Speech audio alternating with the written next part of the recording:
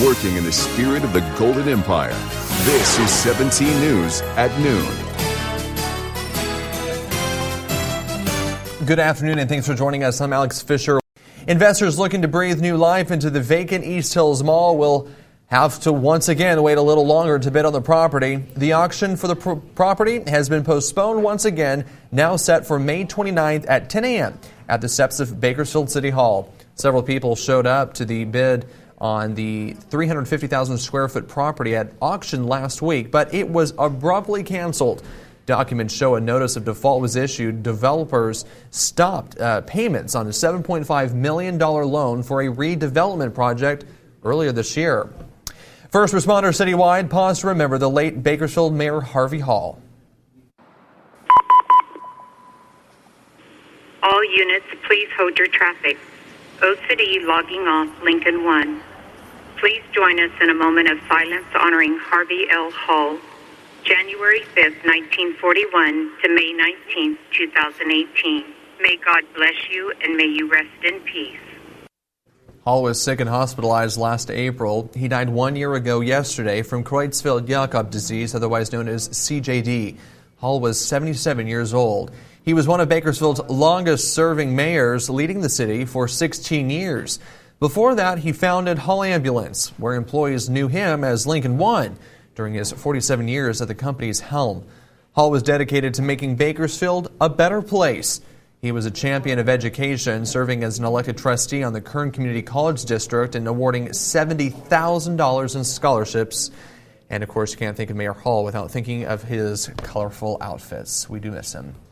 A man and his dog are without a home this afternoon after a fire tore through their apartment in Arvin. It happened around 10:30 yesterday morning on Tucker Street. Flames engulfed the 500-square-foot apartment and threatened two nearby homes and a carport.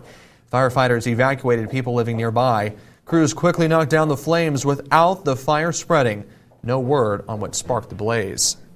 It was a busy day for KCFD crews. They also helped Bakersfield firefighters battle a home fire in Oildale yesterday. The flames broke out around 4 o'clock in a home on Sequoia Drive.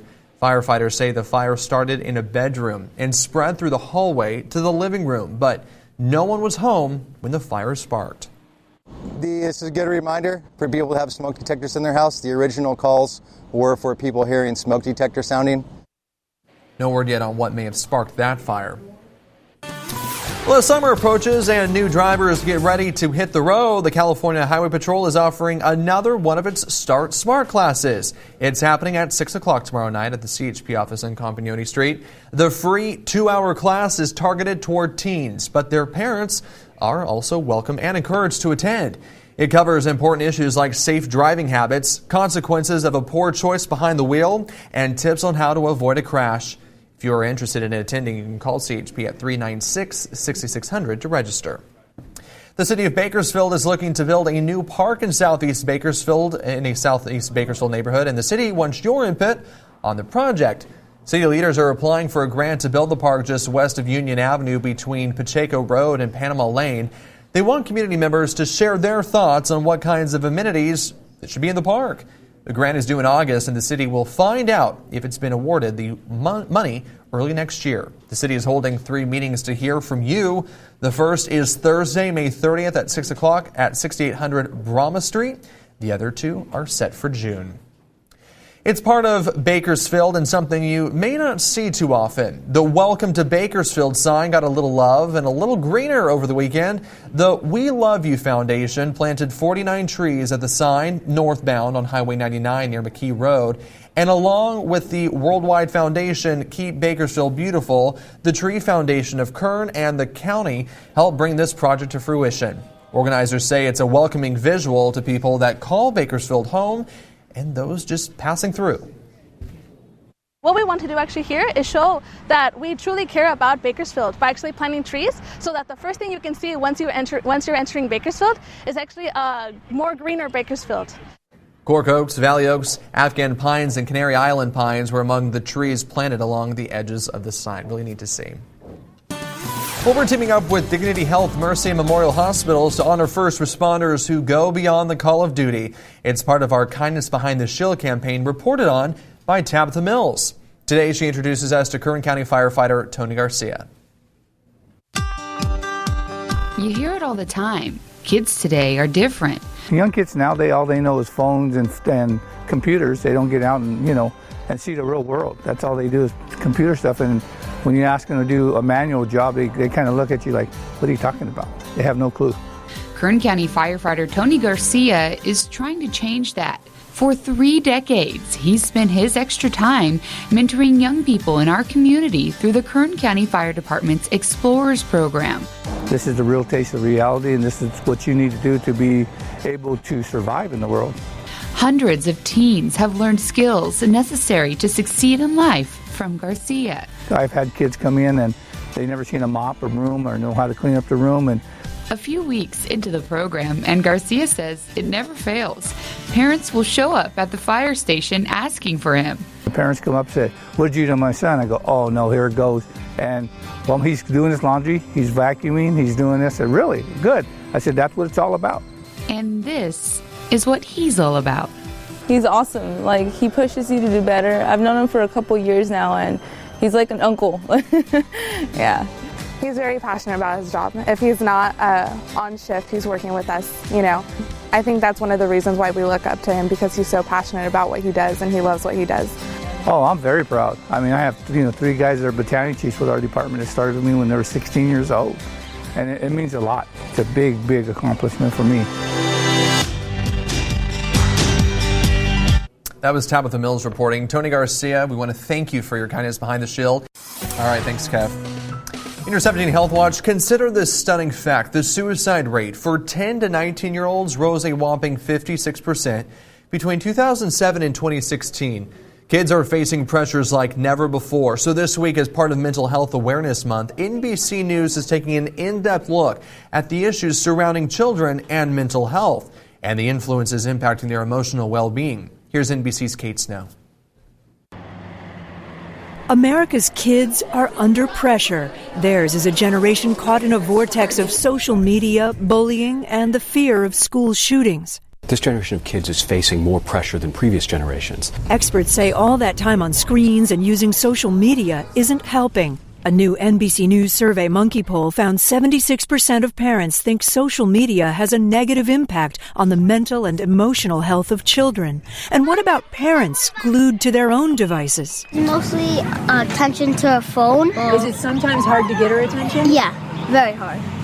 Rates of depression and anxiety in kids are up, but the most disturbing trend, a rise in suicide. The CDC reports it's now the second leading cause of death among kids aged 10 to 18. Who here knows somebody personally who's contemplated suicide? Wow. But there is good news. NBC News traveled the country to witness firsthand what so many Americans are doing to support kids, including kids themselves, peers, reaching out to those who need it most. It's good to see that they're feeling better and that you were there to help. Experts say parents can help too by being present, really listening, and modeling healthy habits. You'll hear much more about all of this on our NBC News special series, Kids Under Pressure. I hope you'll join us. And you can watch pieces in this series, Kids Under Pressure, this week. It kicked off this morning on the Today Show and will continue tonight on NBC Nightly News with Lester Holt. Hi, I'm Scott with Aspire. I want to personally thank Kern County for trusting Aspire with being a part of your family's recovery. At Aspire Counseling Services, we take this opportunity very seriously and would be honored for your continued support. Call us today.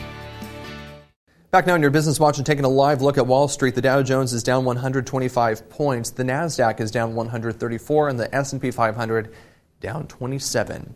Meantime, checking oil prices, West Texas Intermediate is at $69.76 a barrel and Midway Sunset is at $63.26 a barrel. Well, if you're a young adult looking for a summer job, mark your calendar. America's Job Center is hosting a Summer Youth Employment Connection Conference and Job Fair. It's happening from 8 a.m. until 12:30 on Wednesday at the Marriott on Truxtun Avenue. This event is geared for young adults ages 16 to 24. The Public Health Department is highlighting a local eatery for a good reason. Dot Not recently opened in downtown Bakersfield. The restaurant and market features California cuisine from its own organic farm. Not is the first certified healthy eatery in Kern County that's also part of the Waste Hunger Not Food program. The program takes edible surplus food from restaurants, schools, and markets that otherwise may be thrown out and distributes it to those in need. Boeing is promising more changes to its troubled 737 MAX program. It comes as the FAA prepares to meet with regulators from other countries over how the plane may be eligible to fly again. Here's NBC's Tom Costello. This morning, the world's 737 MAX fleet remains grounded just days before the FAA and world aviation regulators meet in Dallas to discuss what it will take to approve the MAX for flight again. Boeing says it has completed and tested a fix to the MCAS anti-stall system thought responsible for 2 fatal crashes. It admits it never told airlines or pilots about MCAS before last October's fatal Lion Air crash in Indonesia. Ethiopian Airlines Flight 302 was the second jetliner to crash just 5 months later. The 2 accidents killing all 346 people on board. Now, word that even the simulators airlines bought to train pilots could not replicate a similar MCAS-triggered emergency. Ethiopian Airlines was one of the first to buy a MAX simulator, but the CEO told NBC News in an exclusive interview, MCAS was not programmed into the sim. The MAX simulator cannot simulate the MCAS situation. It didn't have the information, the data. It was not configured for this. What you just said is critical. You have a MAX simulator, but it is not configured with MCAS. Yes, it was not configured with MCAS. So even if pilots had been in the MAX simulator, they would not have been able to experience an MCAS triggering. Yes, that's true. The Ethiopian pilots involved in the crash had not yet been in the MAX simulator.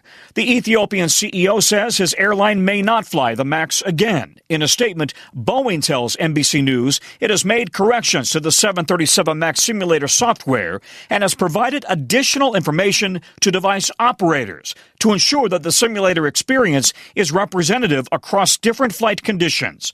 Pilot training is expected to be front and center at the FAA meeting this week. The FAA chief on Capitol Hill. Additional training should be an international standard, and we're now in the process of ensuring that that's implemented globally.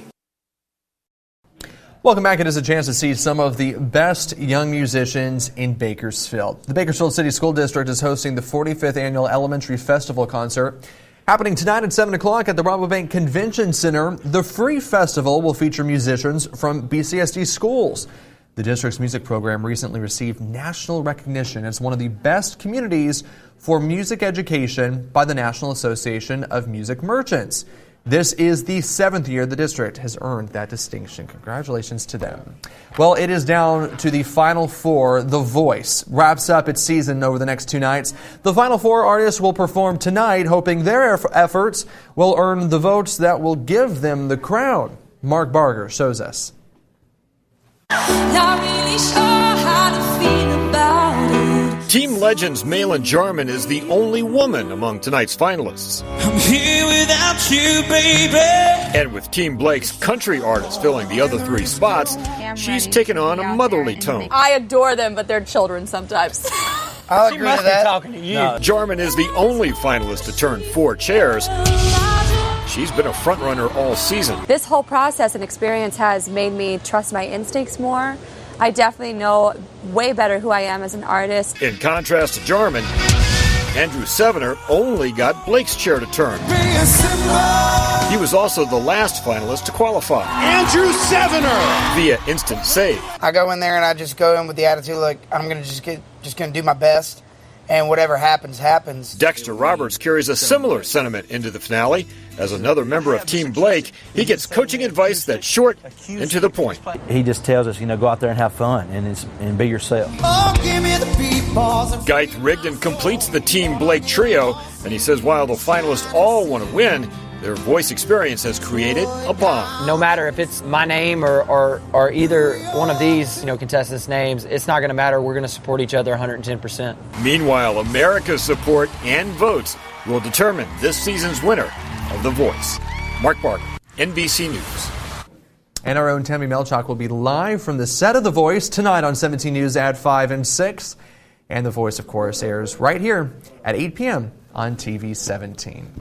Hi, I'm Scott with Aspire. I want to personally thank Kern County for trusting Aspire with being a part of your family's recovery. At Aspire Counseling Services, we take this opportunity very seriously and would be honored for your continued support. Call us today.